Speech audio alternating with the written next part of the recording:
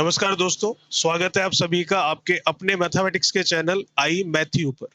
मैं राकेश चौधरी, आपका mathematics teacher, स्वागत करता हूं आपका फिर से। जैसा कि आप थंबनेल में देख सकते हैं, हम बात कर रहे हैं जो आपकी 2021 में रिट लेवल 1 का एग्जाम हुआ था, उसमें जो क्वेश्चन आए थे मैथमेटिक्स के, उनके बारे में। और हमारा टारगेट है 2025 जिसमें एग्जाम होने वाला है आपका। ठीक है, तो प्रीवियस ईयर के क्वेश्चन देख रहे हैं तो आपको पता लगेगा किस तरीके के क्वेश्चन आते हैं एग्जाम में। चलिए, फर्स्ट क्वेश्चन क्या कह रहा है देखिएगा। अनवांछनीय आवर्ती संख्या 0.123 बार के बराबर भिन्न है। कुल मिलाकर ये जो आपका नंबर लिखा हुआ है बार में, इसको फ्रैक्शन फॉर्म में भिन्न रूप में लिखना है। आराम से लिख सकते हैं, इसमें कोई दिक्कत वाली बात नहीं है। आपको नियम पता होने चाहिए किस तरीके से हम भिन्न में बदलते हैं, फिर आपको इसमें लिखने में दिक्कत नहीं आएगी। तो देख लेते हैं किस तरीके से करेंगे भाई इसको। देखिएगा, 0.123 पर बार है, केवल बार किस पर है? केवल 3 पर। इसका मतलब क्या होता है पहले तो वो मैं आपको बता देता हूं। 0.123 जिस पर बार है, जिस पर ये चिन्ह लगा हुआ है, वो बार बार आता है। कितनी बार आता है? अनंत बार आता है, इसका ये मतलब है। ठीक है, इनको हम बोलते हैं क्या? अशांत आवर्ती वाली दशमलव संख्याएं। ठीक है, सबसे पहला नियम क्या बोलता है आपको? दशमलव और बार दोनों एक साथ हटाइए, बिल्कुल हटा दिया। अब क्या बचा आपके सामने? 0 1 2 3, मतलब केवल 1 2 3 मैं लिख सकता हूं। दूसरा नियम ये बोलता है आपको कि दशमलव के बाद में जितने अंकों पर बार है उतने 9 नीचे लिखिए। तो एक अंक पर बार है तो नीचे 9 कितना आएगा? एक बार। तीसरा नियम आपको क्या बोलता है? दशमलव के बाद में जितने अंकों पर बार नहीं है उतने 0 9 के साथ लिखिए। तो दो अंकों पर बार नहीं है तो 2 0 नीचे आएंगे। फिर लास्ट नियम आपको क्या बोलता है कि जो आपको संख्या दी गई है उस संख्या में जिस पर बार नहीं है उसको अंश में लिखी गई, न्यूमरेटर में लिखे गए नंबर से माइनस करके लिखिए। तो 12 पर बार नहीं है तो 12 को इसमें से माइनस करना है। 123 में से कम कर लेते हैं कितना? 12। तो 3 में से 2 जाएगा, 1 2 में से 1 जाएगा, 1 और आगे वाला 1 यूं का यूं, और नीचे वाला कितना भाई? 900। दोनों के दोनों कैंसिल आउट हो रहे हैं किससे? 3 से। तो 3 से कैंसिल कर लेते हैं तो ये तो चला गया 300 टाइम्स।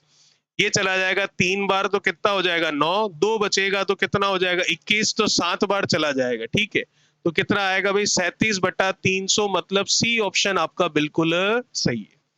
चलिए, नीचे ये 9 क्यों लगाते हैं, डबल जीरो क्यों लगाया, इस सब का पूरा बेसिक है। ठीक है, लेकिन अभी हम बेसिक ना पढ़कर केवल क्वेश्चन कैसे करना है उसके बारे में बात कर रहे हैं। ठीक है, तो इसीलिए कॉन्सेप्ट भी है इसका, ऐसा नहीं है कि मन से ही 9 और मन से ही डबल जीरो लगा देंगे। चलिए, अगला प्रश्न क्या कह रहा है? The cost of 16 coins of 50 पैसे इज इक्वल टू, 50 पैसे के 16 सिक्कों का मूल्य किसके बराबर होगा? बिल्कुल देख सकते हैं। पहले तो ये देख लेते हैं 50 पैसे के 16 सिक्कों का मूल्य होगा कितना, फिर इनमें से किसके बराबर होगा वो हम चेक कर लेंगे। तो देखना भाई, 50 पैसे इंटू कितना? 16। तो 16 का 5 से गुणा करूं तो कितना होता है? 80। और ये पीछे वाला 0, तो 800 पैसे हो रहा है। अब 800 पैसे को अगर मैं रुपए में बदलूं तो किससे भाग दे दूंगा? 100 से। तो इसका मतलब कितने रुपए आ जाएगा? 8 रुपए निकल कर आ जाएगा। अब आपको ऑप्शन में से वही ऑप्शन उठाना है जिसकी वैल्यू कितनी आ रही हो? 8 रुपीज आ रही हो। चलिए देख लेते हैं कहां पर है वो। First option, 4 coins of ₹1। 1 रुपए के 4 कॉइन है तो उसकी वैल्यू कितनी होगी? 4 रुपए। बिल्कुल सही है।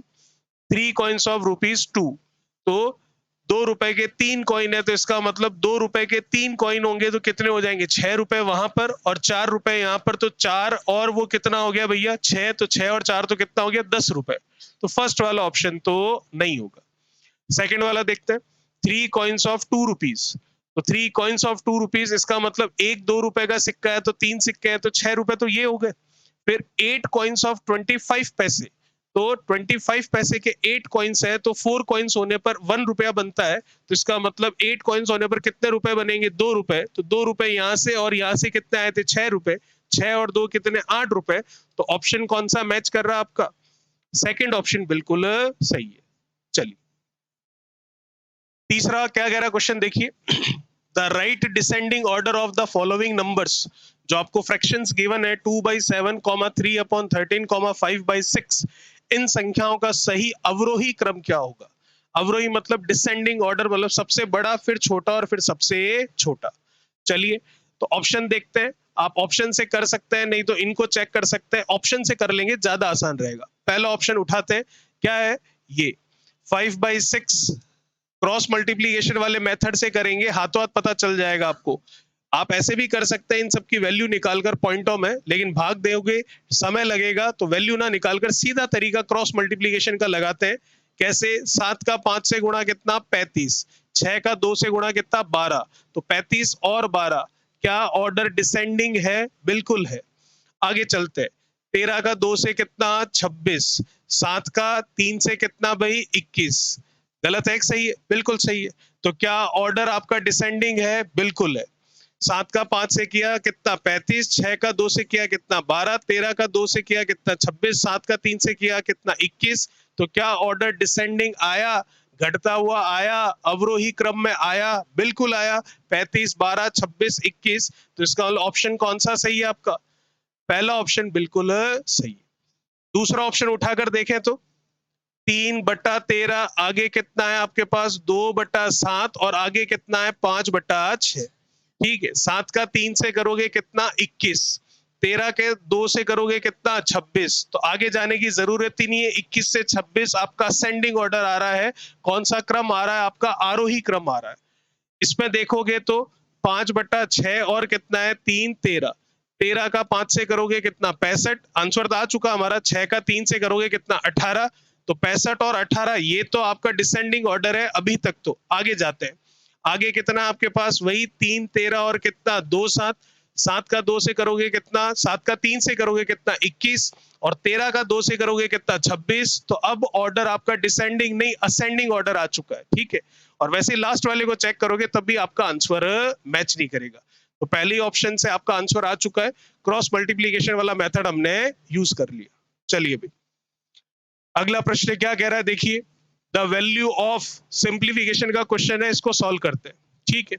सबसे पहले तो ये सारी की सारी मिक्स फ्रैक्शंस हैं, मिश्र भिन्न है, इनको साधारण भिन्न में फ्रैक्शन की फॉर्म में लिखते हैं। 5 का 1 से करूंगा कितना होगा? 5। और ये 3 कितना? 8। तो माइनस का 8/5। ये वाला माइनस यूं का यूं। ये कितना है? 3। 3 का 2 से 6। 6 और 2 करोगे तो कितना हो जाएगा? 8। माइनस ये 6 आ जाएगा। 6 का 4 से कितना? 24। 24 और 5 करोगे तो कितना हो जाएगा आपका? 29। ठीक है भाई। अब पहले ब्रैकेट सॉल्व करते हैं, तो इसको छेड़ने की जरूरत नहीं है। 3 और 6 का एलसीएम लोगे कितना आएगा? 6। 3 से 6 जाएगा कितनी बार? 2 बार। 2 का 8 से गुणा करोगे कितना हो जाएगा? 16। 6 से 6 जाएगा, और ये कितना? 29। बार वाला -8/5 एज इट इज पड़ा है, और ये वाला माइनस यूं का यूं। इसको सॉल्व करते हैं तो नीचे कितना आएगा? ये 6। 16 माइनस ऑफ 29 करना है, तो कितना आ जाएगा? ये माइनस का 13। ठीक है। अब ये माइनस है और अंदर भी क्या है आपके पास? माइनस। तो माइनस माइनस ये क्या हो जाएगा? प्लस, और ये 13/6। 5 और 6 का अगर आप एलसीएम लोगे तो कितना आएगा? 3030। 5 से 30 गया, 6 टाइम्स 6 का 8 से करोगे तो कितना होगा? 48। प्लस का प्लस, 6 से 30 गया, 5 टाइम्स 5 का 13 से करोगे कितना होगा? 65। बिल्कुल सही है। नीचे कितना है? ये 30, ये 15 और 2, ये कितना आ जाएगा आपके पास? 17। तो 17/30 कौन सा ऑप्शन सही है आपका? डी ऑप्शन सही होगा। सी ऑप्शन मत कर देना, वो माइनस में है, आंसर माइनस में नहीं प्लस में आ रहा आपके। अगला देखिए प्रश्न क्या कह रहा है। The greatest number which divides 244 and 2052 such that it leaves remainder 4 in each case. ठीक है। बड़ी से बड़ी संख्या जिससे 244 तथा 2052 को विभाजित करने पर प्रत्येक स्थिति में 4 शेषफल प्राप्त होता है, वह संख्या क्या होगी? बिल्कुल। आपको क्या फाइंड आउट करना है? आपको फाइंड आउट करना है यहाँ पर एचसीएफ। ठीक है। तो 244, ओके, और क्या है? 2052। इसका एचसीएफ निकालना है, तो एचसीएफ निकालने में हर एक कंडीशन में आपका रिमाइंडर कितना बचना चाहिए? 4 बचना चाहिए। तो आपको पता है जब रिमाइंडर सेम बच रहा और एचसीएफ की बात हो रही हो तो 4 क्या करना पड़ता है? उसमें से जो भी रिमाइंडर है वो माइनस करके फिर एचसीएफ निकाला जाता है। कितना आया? ये 240। 52 में से 4 लेस करोगे तो कितना आएगा? 48। अब इन दोनों का एचसीएफ आपको निकालना है। बड़े नंबर है, ठीक है, तो डेफिनेटली हम क्या करेंगे, डिवीजन मेथड लगाएंगे, और नहीं तो आप ऑप्शन से भी कर सकते हो। दिखती सी बात है, सी और डी तो इसका आंसर आएगा नहीं, या तो ए होगा या फिर क्या होगा, बी। तो ऑप्शन से इस प्रकार से कर सकते हो कि 12 का इन दोनों में भाग दे दो। ठीक है, अगर जा रहा है तो आंसर है, लेकिन ये ध्यान रखिएगा बड़ा नंबर बोला है, तो 12 से भी बड़ा नंबर कौन सा है, 16। तो अगर 16 का जा रहा है तो वही फिर आपका आंसर होगा, और नहीं ऑप्शन से ही कीजिएगा। लेकिन मैं आपको लॉन्ग मेथड बता देता हूं किस तरीके से होगा, डिवीजन मेथड जिसे हम कहते हैं। कैसे करेंगे वो, छोटा नंबर कौन सा इन दोनों में, 240, उससे बड़ा कौन सा है, 2048।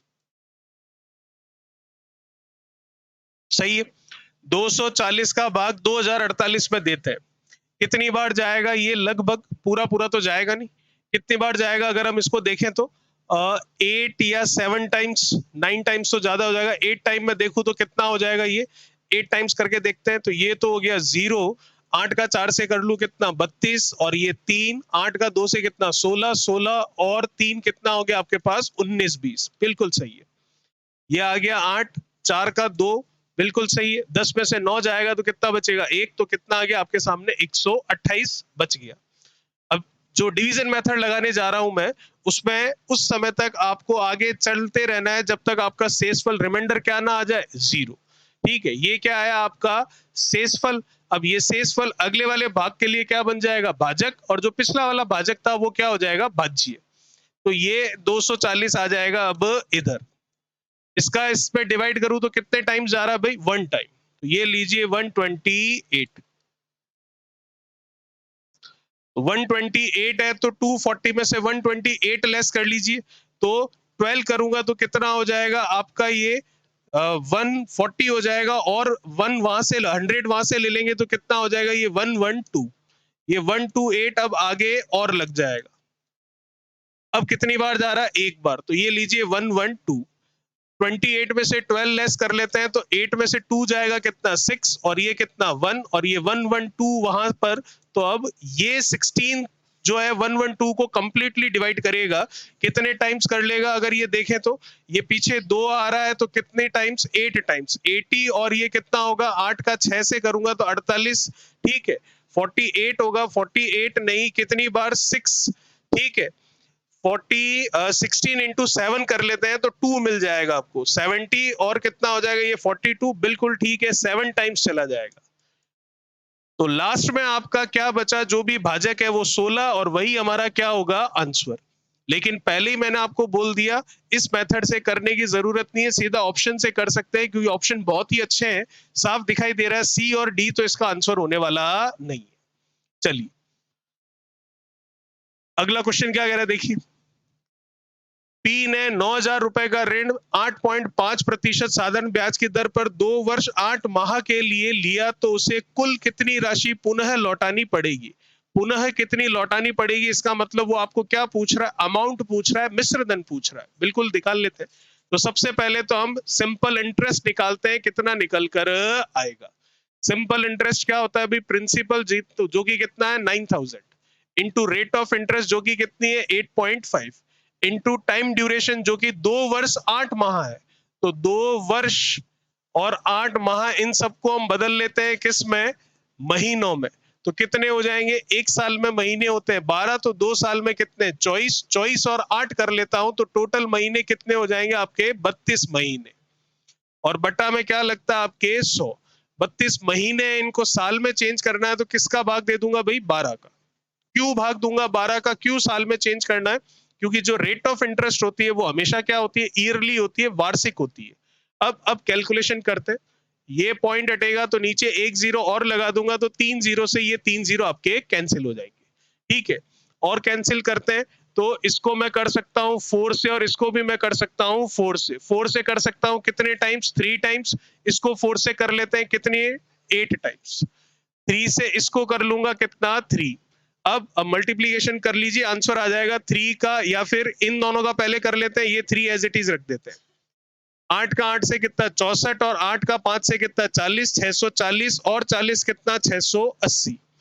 अब इसका 3 टाइम्स कर लेते हैं, तो 6 का 3 गुना कितना हो गया 1800, और 8 का 3 गुना कितना हो गया 240, तो 2040। ठीक है, चलिए फिर आपको क्या पूछ रहा है, अमाउंट पूछ रहा है। अमाउंट क्या होगा, प्रिंसिपल प्लस क्या आपका इंटरेस्ट। प्रिंसिपल कितना आपके सामने 9000 और इंटरेस्ट कितना है 2040। तो फाइनली आंसर कितना आया 11,040 रुपीज ओनली, जो कि हमारा ऑप्शन कौन सा है भाई, सी ऑप्शन बिल्कुल सही। चलिए क्या कह रहा है अगला क्वेश्चन देखिए। एक 22 सेंटीमीटर गुणा 4 सेंटीमीटर के आयताकार कागज को मोड़कर बिना अधिव्यापन एक 4 सेंटीमीटर ऊंचाई का बेलन बनाया जाए तो इस बेलन का वक्र पृष्ठ का क्षेत्रफल क्या होगा। देखिएगा एक पेपर है जो कि आपको किस फॉर्म में दे रखा है, रेक्टेंगुलर फॉर्म में दे रखा है, मतलब आयत की शेप में दे रखा है, जिसकी लंबाई चौड़ाई आपको दे रखी है कितनी 22 और कितनी 4। ठीक है, चलिए इसको क्या कर रहे हैं, इसको मोड़ रहे हैं हम। कैसे इसको मोड़ा जा रहा है, आयताकार कागज को मोड़कर बिना अधिव्यापन 4 सेंटीमीटर ऊंचाई का बेलन बनाया जा रहा है। तो ऊंचाई कितनी है 4, मतलब ये इसकी जो चौड़ाई है उसको ऊंचाई के तौर पर काम में ले रहे हैं। इसको यहां से फोल्ड किया जा रहा है इस तरह से, तो बेलन बनकर आएगा आपके सामने इस तरह का।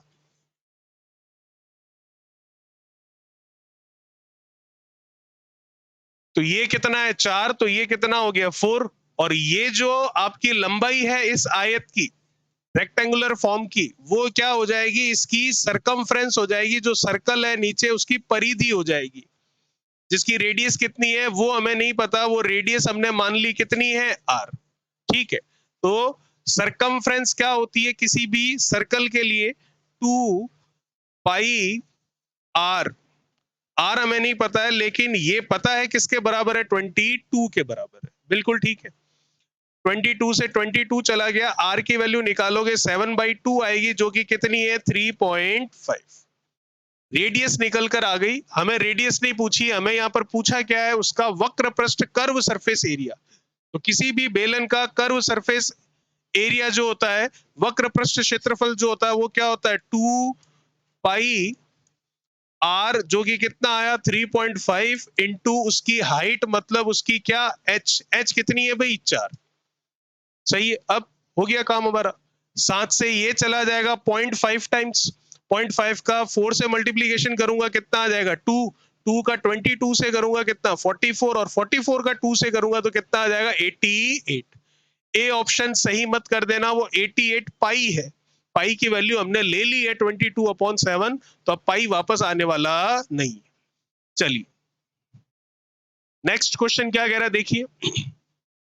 दिए गए चित्र में रेखाएं ए बी तथा सी डी, ए बी कौन सी, ये रही आपके सामने, ये ए और ये क्या बी।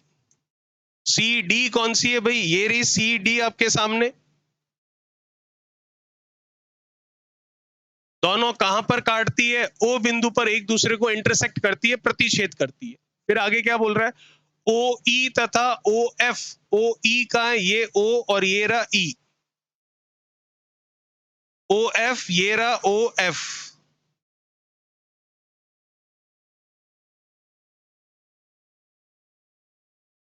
ठीक है, ओ ई तथा ओ एफ क्रमशः बी ओ डी और सी ओ बी के समद्विभाजक है। बी ओ डी इसका एंगल बाइसेक्टर है, और ये वैल्यू आपको दे रखी है कितनी है 25 डिग्री। इसका ये 25 है तो ये भी कितना होगा 25 ही होगा, क्योंकि एंगल बाइसेक्ट हो रहा है, कोण समद्विभाजन हो रहा है। सी ओ बी का है भाई सी ओ बी।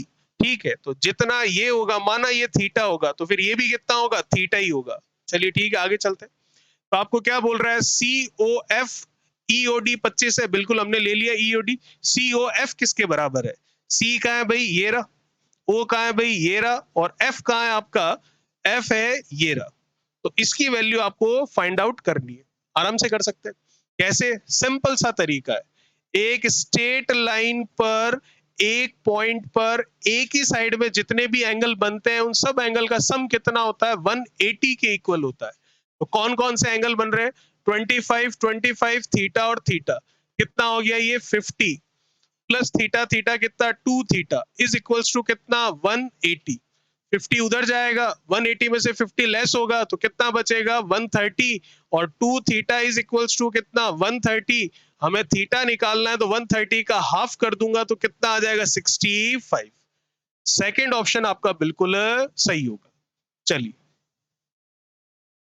अगला क्या कह रहा है देखिए, area of a square field is 6400 meter square. The distance traveled by a person 5 rounds on its perimeter is। एक वर्गाकार मैदान का क्षेत्रफल 6400 वर्ग मीटर है। एक व्यक्ति द्वारा इस मैदान की परिमिति पर 5 चक्कर लगाने पर उसके द्वारा तय की गई दूरी क्या होगी। ठीक है, देख लेते। कौन सा मैदान है, वर्गाकार, उसका एरिया कितना है भाई, 6400 मीटर स्क्वायर। जिसकी साइड कितनी है वो हमें पता नहीं है, मान लेते हैं साइड कितनी है उसकी a। तो एरिया ऑफ द स्क्वायर क्या होता है, a स्क्वायर, जो कि कितना है 6400, a मतलब उसकी साइड, तो a की वैल्यू आ गई कितनी 80। किसमें है भाई, मीटर में, बिल्कुल सही है। तो साइड आ गई इसकी 80। अब एक चक्कर नहीं 5 चक्कर लगाने, तो एक चक्कर पूरा कितना होता है, एक चक्कर इसके पेरीमीटर के बराबर, मतलब सम ऑफ ऑल द 4 साइड्स। ठीक है, तो पेरीमीटर होती है 4 टाइम्स ऑफ a, मतलब 4 टाइम्स ऑफ 80, कितना हो गया 360, वो भी किस में, मीटर में। ये तो एक राउंड लगाया है, ऐसे कितने राउंड लगाने हैं, 5 राउंड लगाने हैं। तो इसका किससे मल्टीप्लीकेशन कर दूं, 5 से। जीरो तो आएगा ही, बिल्कुल ही आएगा। ठीक है, 36 का 5 से करना है, 15 और 6 30 18 कर देते हैं, 6 इंटू कितना हो जाएगा 30, तो कितना आ जाएगा ये आपके पास, ये हो गया आपका 0, और ये 5 का 3 से 15, ठीक है, और 6 का 5 से कितना 20, तो कितना आ रहा है भैया, कुछ हो गया क्या इसमें, 8 का 4, ठीक है, अच्छा 360 नहीं, थोड़ा सा यहाँ पर सही कर लेते हैं, ये कितना हो गया 320 हो गया।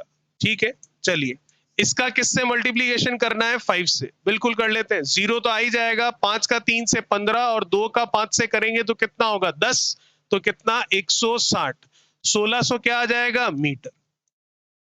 अब मीटर में नहीं किलोमीटर में है, मीटर में है लेकिन 160 मीटर है, लेकिन 1600 मीटर आ रहा है, तो किलोमीटर में कन्वर्ट कर लेते हैं।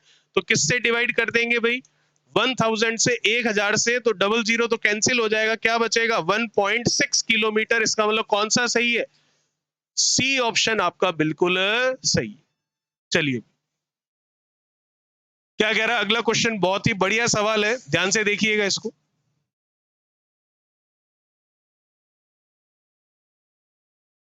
2 मीटर गुणा 1.5 मीटर गुणा 1 मीटर नाप के पानी के टैंक को एक नल द्वारा 20 लीटर प्रति मिनट की गति से भरने में लगा समय कितना होगा। तो आप देख सकते हैं उस टैंक की लंबाई, चौड़ाई और ऊंचाई दे रखी है, इसका मतलब वो टैंक जो है वो क्यूबॉइड है, ठीक है, घनाभाकार है। तो सबसे पहले तो हमें एक बात पता है कि 1000 सेंटीमीटर क्यूब जो होता है वो किसके बराबर होता है, 1 लीटर के बराबर होता है।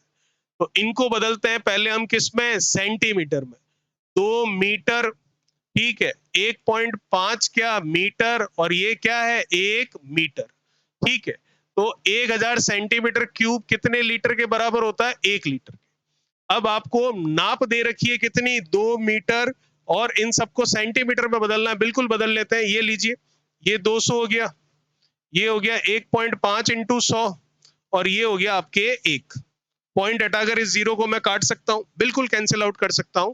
तो ये आ गया मेरे सामने कितना, 200 इंटू 150 और इंटू कितना 1, ये आ गया मेरे पास किसमें, सेंटीमीटर क्यूब में।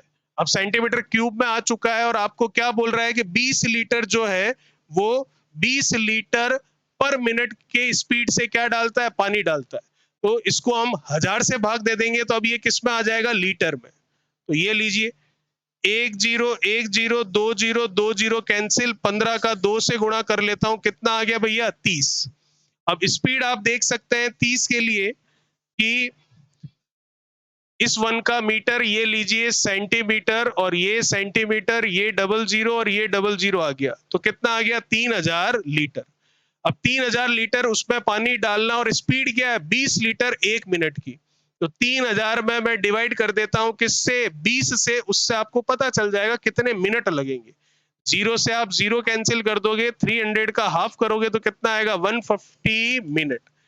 ऑप्शन मिनट में है लेकिन 9 मिनट नहीं है, 60 मिनट नहीं है, 150 मिनट का मतलब ये हुआ कि 60 + 60 120, 2 घंटे तो पूरे हो गए। ऊपर के कितने बच रहे हैं आपके पास? 30। तो इसका मतलब 30, तो 2 घंटे और 30 मिनट आपका आंसर आ जाएगा। और नहीं तो 60 का भाग दे दीजिए, 0 से 0 चला जाएगा, 3 से चला जाएगा 5 बार, 3 से चला जाएगा 2 बार, 5/2 भी कितना आएगा? 2.5, और वही आपके सामने लिखा हुआ है। चलिए भाई, क्या कह रहा है अगला प्रश्न देखिए। Mathematics is the mirror of civilisation and culture, this statement is said by. गणित सभ्यता और संस्कृति का दर्पण है, यह कथन किसने कहा था? तो हॉगबैन जो है, सी ऑप्शन आपका बिल्कुल सही है। अगला प्रश्न, अलग अलग भागों को जोड़ना यह सिद्धांत कहलाता है? विश्लेषण विधि, संश्लेषण विधि, प्रयोगशाला विधि या परियोजना विधि? तो आंसर होगा क्या? सेकंड ऑप्शन, संश्लेषण विधि। चलिए अगला क्या है देखिए। उपचारात्मक शिक्षण की सर्वाधिक सफलता निर्भर करती है, जैसा कि आपको पता है ये सारे के सारे क्वेश्चन आपके टीचिंग मेथड के शिक्षण विधियों के हैं।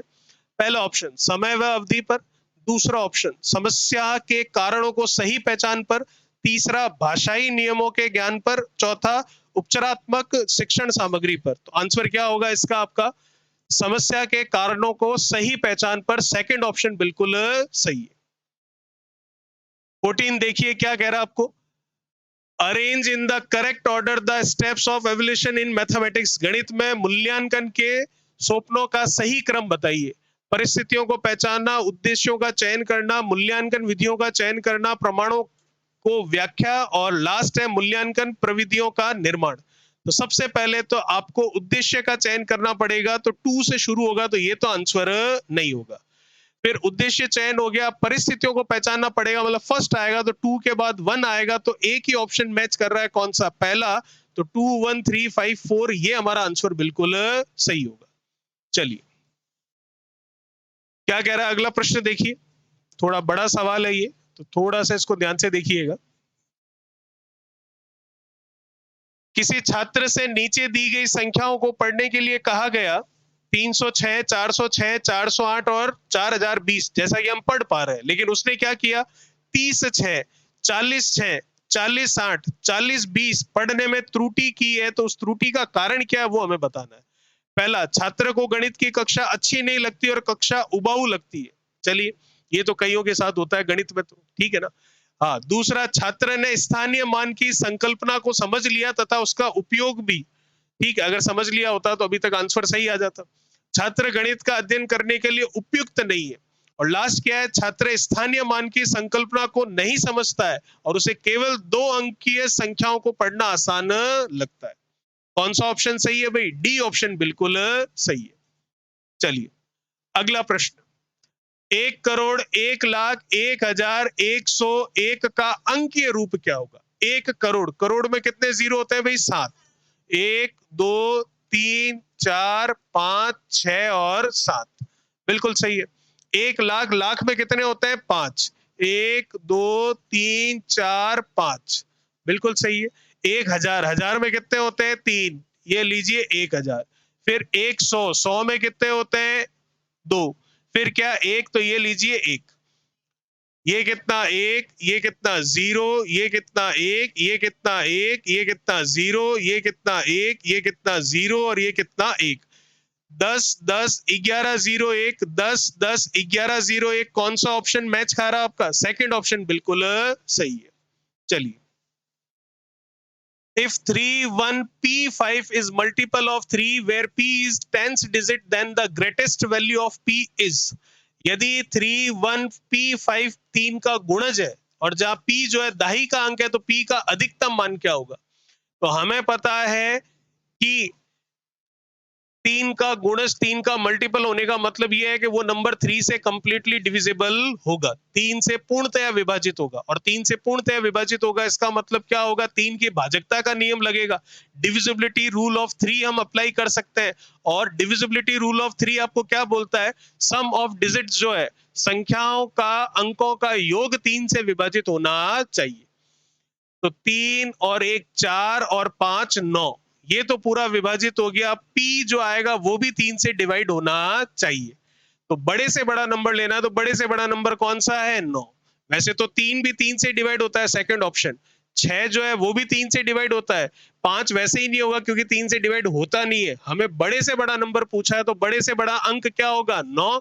तो फर्स्ट ऑप्शन आपका बिल्कुल सही है। अगर आप इन सबको भी एक साथ जोड़ोगे तो भी अभी ये कितना आया था? 9 और 9 कितना? 18। 18 9 से विभाजित, 3 से विभाजित होता है, और वैसे 9 से भी विभाजित होता है। चलिए अगला प्रश्न, value of this is, simplification करना है, कर लेते हैं। 25 प्लस 12 इंटू 33 माइनस 25 अपॉन 5। सबसे पहले वी बॉड मास के नियम के अनुसार हम क्या अप्लाई करेंगे? डिवीजन। तो 5 25 को करेगा 5 टाइम्स, बिल्कुल सही है। फिर हम क्या करेंगे? मल्टीप्लीकेशन। 33 का 1 से कितना हो जाएगा? 330 हो जाएगा। फिर 33 का डबल कर लेंगे, कितना हो जाएगा? 66 हो जाएगा। तो 330 और हम 66 को ऐड कर लेंगे तो कितना हो जाएगा आपके पास? 396। ठीक है, अब प्लस माइनस कुछ भी कर सकते हैं। तो 25 में से 5 माइनस कर लेते हैं तो 20 बचेगा, और 396 में 20 ऐड कर लेते हैं। ठीक है, तो आंसर कितना आ जाएगा? 416, मतलब सी ऑप्शन आपका बिल्कुल सही है। चलिए क्वेश्चन नंबर 19 देखिए, the least number which is divisible by the numbers from 1 to 10 is, वह कौन सी छोटी से छोटी संख्या है जो 1 से 10 तक की संख्याओं से विभाजित होती है? इसका मतलब आपको क्या फाइंड आउट करना? एलसीएम लसअप ज्ञात करना। बिल्कुल ज्ञात करते हैं। देखिए 1 2 3 4 5 6 7 8 9 और 10, इनका एलसीएम निकालना। एक को तो छोड़ दीजिए, एक का तो मल्टीप्लाई करने पर कुछ फर्क पड़ता नहीं है। 2 को भी छोड़ दीजिए क्योंकि वो इस 4 में आ जाएगा। 3 को भी छोड़ दीजिए क्योंकि वो इस 6 में आ जाएगा। इस 4 को भी छोड़ दीजिए क्योंकि वो उस 8 में आ जाएगा। इस 5 को भी छोड़ दीजिए क्योंकि वो उस 10 में आ जाएगा। तो बच केवल क्या रहा है? 6 7 8 9 और 10। तो 6 इंटू, अब इनके फैक्टर्स कर लेते हैं क्योंकि हमें क्या निकालना है? एलसीएम निकालना है। 6 क्या होता है? 3 इंटू 2। 7 प्राइम नंबर है, अभाज्य संख्या है तो 7 ही रहेगा। 8 क्या होता है? 2 का क्यूब। 9 क्या होता है? 3 का स्क्वायर। 10 क्या होता है? 5 इंटू 2। अब एलसीएम लेना है, बिल्कुल सबसे पहले वाले जो फैक्टर्स है उनको लिख लीजिए। लिख लिया। अब 7 अभी तक आया नहीं है तो उसको भी लिख लीजिए। 2 3 टाइम्स आया है, लेकिन हमने अभी तक 1 टाइम लिया है, तो टोटल कितने टाइम्स होना चाहिए? 3 टाइम्स। तो अब यहाँ पर 3 लगा लेते हैं। 3 1 टाइम आया है, यहाँ पर 2 टाइम्स है, तो टोटल कितने टाइम्स होना चाहिए? 2 टाइम्स। तो यहाँ स्क्वायर लगा लेते हैं। 5 आया नहीं है अभी तक, तो लिख लीजिए। 5 1 टाइम, हमारे पास 3 टाइम्स पड़ा है। इनका मल्टीप्लीकेशन कर लेते हैं, हमारा आंसर आ जाएगा। 9 इंटू 8 इंटू 7 इंटू कितना? 5। कर लीजिए, कितना आ जाएगा? 9 का 5 से करेंगे तो कितना? 45, और 8 का 7 से करेंगे तो कितना आ जाएगा? 56। 56 और 45 का मल्टीप्लीकेशन करेंगे, कितना आएगा? 2520, मतलब सी ऑप्शन आपका बिल्कुल सही होगा। चलिए बात करते हैं आगे, क्वेश्चन नंबर किसकी? 20 की। क्या कह रहा है क्वेश्चन नंबर 20? देखिए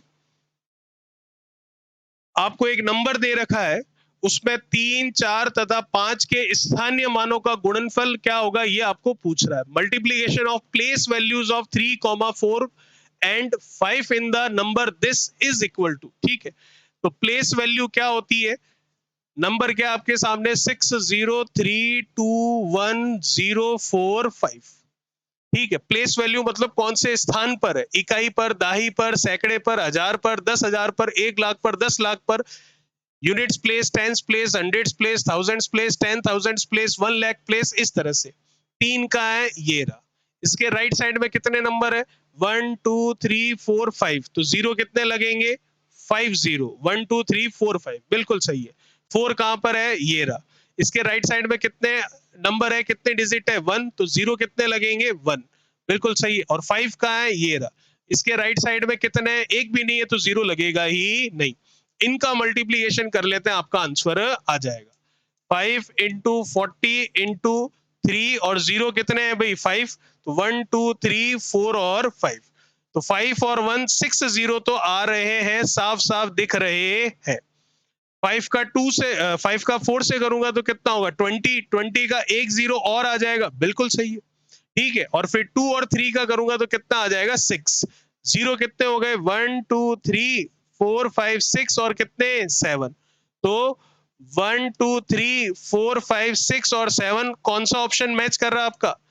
डी ऑप्शन बिल्कुल सही है, क्योंकि देख सकते हैं 3 2 5 और ये आपके 6 जीरो तो यही हो गए, तो 6 जीरो यूं के यूं लगा दिए हमने, फिर इसका किया तो 1 जीरो और आ गया, फिर 2 और 3 का गुणा किया तो कितना आ गया 6। चलिए क्या कह रहा है क्वेश्चन नंबर 21 देखिए, the difference between the greatest and the lowest prime number of 2 digits is, दो अंकों की सबसे बड़ी और सबसे छोटी अभाज्य संख्या में अंतर क्या होगा? तो दो अंकों की सबसे छोटी अभाज्य संख्या कौन सी होती है भाई? 11। ठीक है, दो अंकों की सबसे छोटी संख्या कौन सी होती है? 10, लेकिन वो अभाज्य प्राइम नहीं होती है, भाज्य होती है, 2 से होती है, 5 से होती है। ठीक है, अब दो अंकों की सबसे बड़ी संख्या कौन सी होती है? 99, लेकिन वो 99 प्राइम नंबर नहीं है, किसी ना किसी से भाज्य जरूर होता है। तो 99 से पहले क्या आता है? 98, वो भी क्या होता है? भाज्य होता है। 98 से पहले क्या आता है? 97। 97 जो है वो आपका क्या है? Prime number. इन दोनों का क्या पूछ रहा है आपको? डिफरेंस। तो डिफरेंस कितना आ जाएगा? ये 6 और ये कितना 8, मतलब 86। सेकेंड ऑप्शन आपका बिल्कुल सही। चलिए भाई 22 क्या कह रहा है देखिए, if the cost of 12 dozen pens is 720 rupees then the cost of 25 pen is, यदि 12 दर्जन पेनों का मूल्य 720 रुपए है तो 25 पेनों का मूल्य क्या होगा?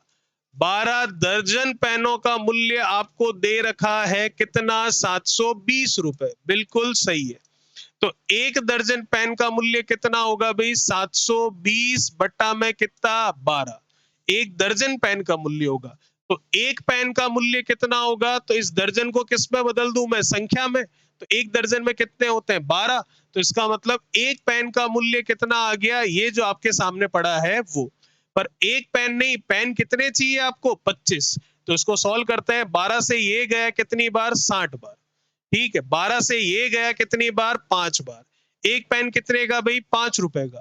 तो 25 पेन कितने के होंगे भाई? 5 का 25 से क्या कर दूंगा मैं? गुणा। कितना आ गया? 125। मतलब कौन सा ऑप्शन मैच कर रहा है आपका? सी ऑप्शन बिल्कुल सही है। चलिए क्या कह रहा है अगला प्रश्न देखिए, the average weight of 5 student is 40 kilogram, if one student of weight of 50 kilogram has left them then the average weight of the remaining students is. 5 छात्रों का औसत भार 40 किलोग्राम है, यदि उनमें से एक छात्र जिसका भार 50 किलोग्राम है छोड़कर चला जाता है तो शेष बचे छात्राओं का औसत भार क्या होगा? जितने भी छात्र हैं, स्टूडेंट्स हैं, उनका औसत भार आपको पूछ रहा है। टोटल कितने हैं? 5।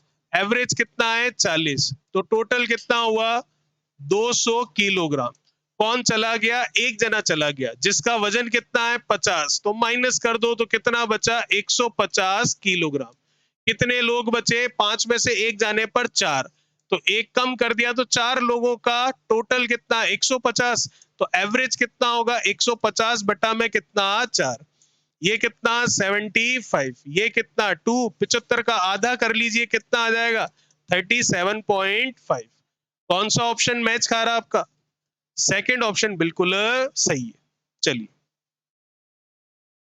if a product is sold on 10% profit at the selling price of 330 rupees then the cost price of the product is, एक वस्तु 10% लाभ से विक्रय मूल्य 330 रुपए पर बेची जाती है तो उस वस्तु का क्रय मूल्य क्या होगा? बिल्कुल कर सकते हैं। 10% का लाभ है, इसका मतलब कितना हो गया? 1/10। प्रतिशत हटाऊंगा, नीचे 100 लगाऊंगा, 0 से 0 कटेगा, 1/10 आएगा। ये 10 क्या कहलाता है आपका? कॉस्ट प्राइस, क्रय मूल्य सीपी। उसका 10% कितना? 1, जो कि यहाँ पर क्या है आपका? प्रॉफिट, मतलब क्या है आपका? लाभ। तो 10 में लाकर 1 पर 1 कमाकर बेचा, तो बेचा कितने में? 11 में। तो सेलिंग प्राइस कितनी है मेरी? 11। यूनिट के तौर पर 11 है, और वो 11 रुपए में किसके इक्वल है आपके? 330 रुपीज के। तो 11 330 के बराबर है, तो एक किसके बराबर होगा? 330 बटा 11। लेकिन बात एक की नहीं हो रही है, बात कॉस्ट प्राइस की हो रही है, और कॉस्ट प्राइस कितनी है? 10। तो इसका मतलब 10 से क्या कर दूंगा? मल्टीप्लाई। कितना हो गया? 30। तो आंसर कितना आ गया भैया? 300 रुपीज। मतलब कौन सा सही है? डी ऑप्शन बिल्कुल सही। चलिए क्या कह रहा है क्वेश्चन अगला देखिए। एक विद्यालय में श्रमदान शिविर के अंतर्गत 12 छात्र 7 घंटे सफाई करते हैं। यदि उतना ही भाग, जितना काम उन्होंने किया है उतना ही भाग 6 घंटे में साफ करना हो तो कितने छात्रों की आवश्यकता होगी? आपको पता है MDH अपॉन W।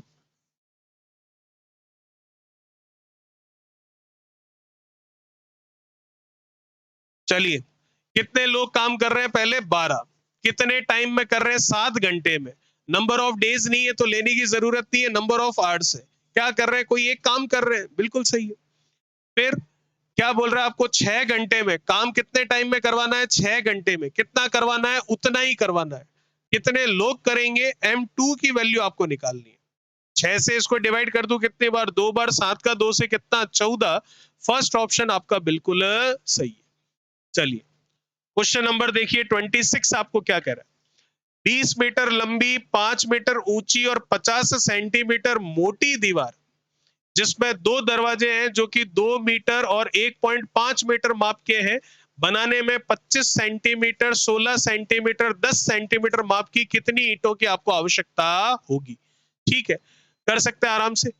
दीवार दे रखी है तो दीवार की लंबाई है, चौड़ाई है और आपके सामने क्या है? ऊंचाई है। तो इसका मतलब वो दीवार आपकी कौन सी है? घनाभाकार है, क्यूबॉइड शेप में है।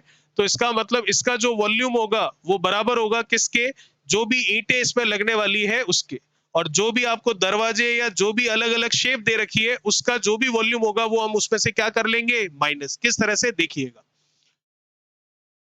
20 मीटर लंबी, ठीक है, 5 मीटर ऊंची, ठीक है, और 50 सेंटीमीटर क्या आपके सामने? मोटी दीवार है।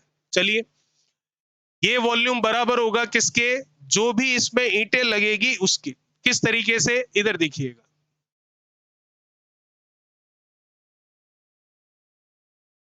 20, 5 और कितना? 50। ये मीटर में और ये सेंटीमीटर में, ध्यान रखिएगा। आगे वाली चीजें किसमें? सेंटीमीटर मीटर सब में ही है, ठीक है। 50 सेंटीमीटर को मैं बदल लेता हूं किसमें? मीटर में। चलिए ये वॉल्यूम बराबर होगा किसके भाई? जो ईंटें बन रही है उसके? नहीं, इसमें से पहले आपको माइनस करना पड़ेगा जो दो दरवाजे हैं उनको। ठीक है, तो एक दरवाजे की लंबाई और चौड़ाई आपको क्या दे रखी है? 2 मीटर और 1.5 मीटर लंबाई, और क्या है उसकी? चौड़ाई। तो 2 इंटू कितना? 1.5। ये तो एक दरवाजा है, ऐसे कितने दरवाजे हैं? 2। तो 2 से गुणा करके इसमें से इसको कर देता हूं मैं माइनस।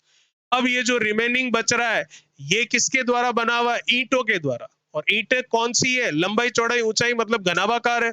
तो उसका भाग दे देते हैं तो आपके पास नंबर ऑफ जितनी भी ये ईंटें कह रहा है, नंबर ऑफ ब्रिक्स जितनी भी कह रहा है वो सारी की सारी निकल कर आ जाएगी।